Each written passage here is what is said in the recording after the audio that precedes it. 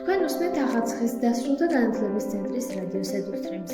თვალი გვადარნეთ ახალციხის დასრულთა განათლების ცენტრის რადიო ედუსტრიმის YouTube-ისა და Facebook-ის გვერდებზე.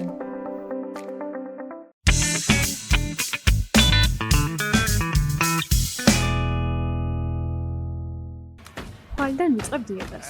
რატომ თვალიდან? მოდი დღეიდან დავიწყოთ. ამ გადაცემაში ვისაუბრებთ ჯანსაღი ცხოვრების წესზე.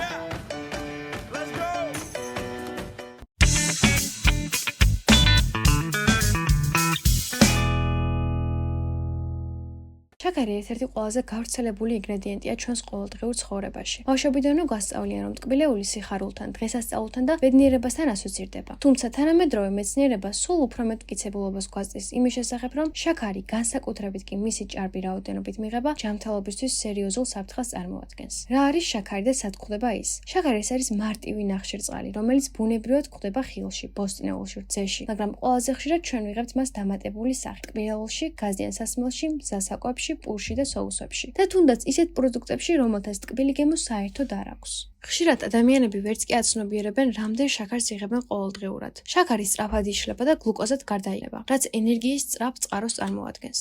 თუმცა, როდესაც ორგანიზმი რეგულარულად იღებს ჭარბ შაქარს, ეს იწვევს შემდეგ პრობლემებს: ინსულინის რეზისტენტობას და დიაბეტს. სისხლში გლუკოზის დონის ხშირი მატება პანკრეასს აიძულებს დიდი რაოდენობით ინსულინის გამოყოფას.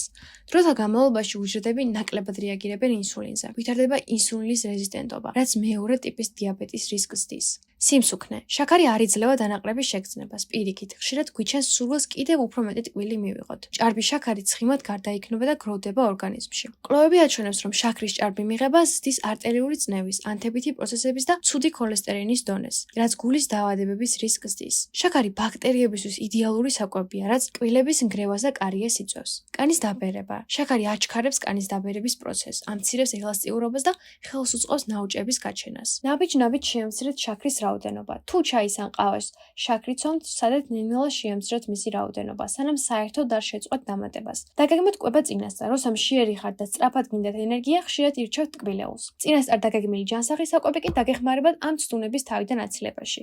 იპოვეთ ალტერნატივები, შაქრის შემცველები, თუმცა მათი გამოყენება ზომიერადაა რეკომენდირებული. დაიცავით ემოციური ბალანსი. ხშირად შაქრისკენ მივდივართ სტრესის, მოწყენილობის ან დაღლილობის დროს. სადაც იპოვოთ სხვა გზები ემოციებთან გასამკლავებლად. გაისეირნეთ, დაკავდით სპორტით, მოусმინეთ მუსიკას. შაქრის დამოკიდებულება რეალური პრობლემაა. ბევრი ადამიანი ვერ ამჩნევს, რომ შაქარზე დამოკიდებულია. ტკბილეულის უეცარი ამოღება რაციონიდან იწვევს გაღიზიანებას, დაღლილობას, თავის ტკივილს.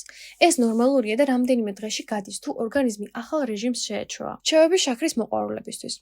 დაიწყეთ დღეში ერთი ტკბილი პროდუქტის ამოღებით. ჩაანაცვლეთ ტკბილი სასმელები წყლით ან უშაქრო ჩაის ხმით. მიირთვით საუზმეზე ბოჭკოვანი საკვები, რომ დღის განმავლობაში ნაკლებად მოგინდეთ ტკბილი. თუ ტკბილი მოგინდეთ, ჯერ დალიეთ ერთი ჭიქა წყალი და დაელოდეთ 10 წუთი. ხშირად ეს სურვილი გადაგივლით. შაქარი ჩვენი ცხოვრების ნაწილია, მაგრამ მისი ჭარბი რაოდენობით მიღება ჯანმრთელობისთვის სერიოზულ საფრთხეს წარმოადგენს. თუ გსურთ, რომ ხვალიდან დაიწყოთ ჯანსაღი ცხოვრება, დაიწყეთ პატარა ნაბიჯები. შეამცირეთ შაქრის რაოდენობა. გაამდიდრეთ რაციონი ბოჭკოვანი საკვებით და ყურადღება მიაქციეთ ემოციურ მდგომარეობას. გახსოვდეთ, რომ ცვლილებები ერთ დღეში არ ხდება, მაგრამ თითოეული მცდელობა გვაახლებს უკეთეს ჯანმრთელობასთან და კეთილდღეობასთან. იყავით ჯანმრთელები და არ გადადოთ ზრუნვა საკუთარ თავზე ხვალისთვის.